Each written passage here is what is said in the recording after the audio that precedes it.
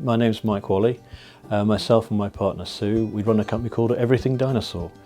We sell dinosaur models, prehistoric animals, museum quality replicas to customers all over the world. Our business has grown and it has got involved in exporting. I'd be a liar to say that we had a long-term strategic plan. Exporting kind of happens by accident. We're a niche business, we're in a niche market, but people on social media in Canada and the USA started to follow us. People in Europe got interested in what we were doing and what we were selling, and slowly but surely we've grown a global customer base. The territories we export to at the moment, it would be easy perhaps to say where we don't sell to. Our business is primarily business to consumer, and we sell to Australia, New Zealand, the Far East. We do quite a lot into America, quite a lot into Canada, and we've got a number of customers in South America now, particularly in Brazil. And of course, we sell a lot into the European Union. We also have some business to business interests. We sell our dinosaur models and products to a company in Holland, and we've also got a business relationship with a company based in Brazil.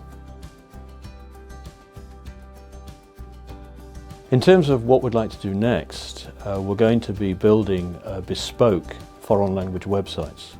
That's the next step for Everything Dinosaur. We've already worked on an American and Canadian site, so we can actually get customers to buy products from an American-based website, from a Canadian-based website, using their own national currencies. And we're currently working on translating our product business on the model side specifically into French, so we can actually sell more to our customers in French and attract new customers from that country.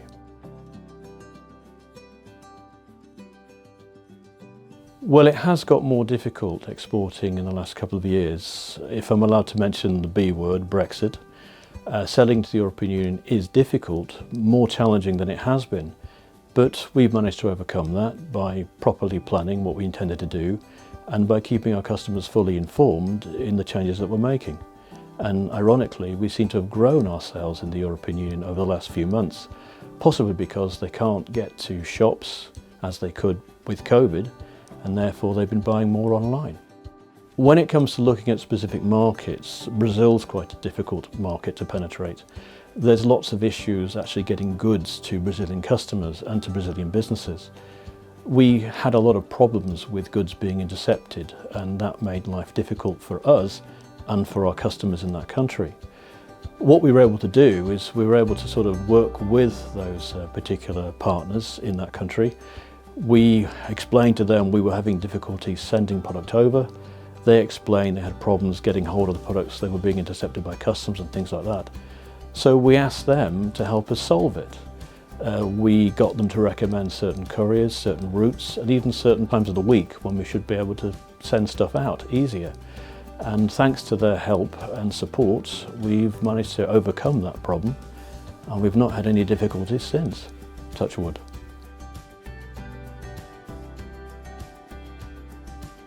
When it comes to language being a barrier, I'm afraid I don't speak a single word of a foreign tongue, apart from very basic French and some very poor German. But English is the language of business, and lots of people in this world speak English. And indeed, many of our customers are only too pleased to try to communicate to us in English and to help us with their product purchases.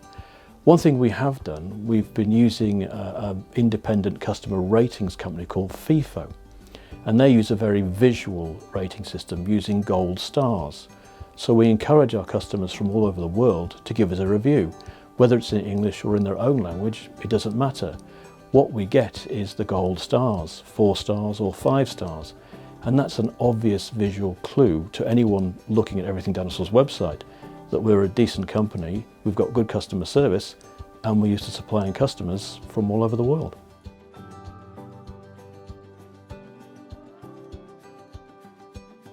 Being an e-commerce business, it has enabled us to open new doors to new markets quite easily.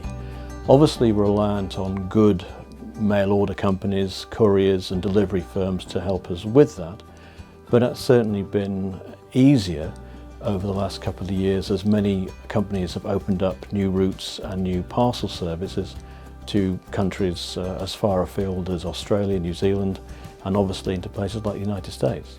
And with the changes with the UK's relationship with the EU, there have been changes to parcel deliveries, but we've been able to invest with a company who specialises in doing deliveries, delivery duty paid, which means our customers haven't got to worry about any excessive fees or any duties. And that's enabled us to continue exporting into the European Union.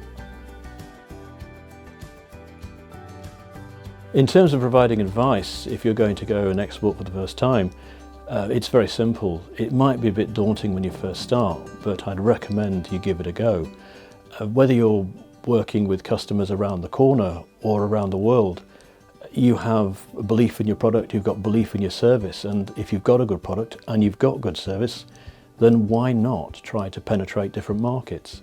It's a challenge, it can be difficult, but there's plenty of help out there, and if an old fossil like me can do it, well then what's stopping you?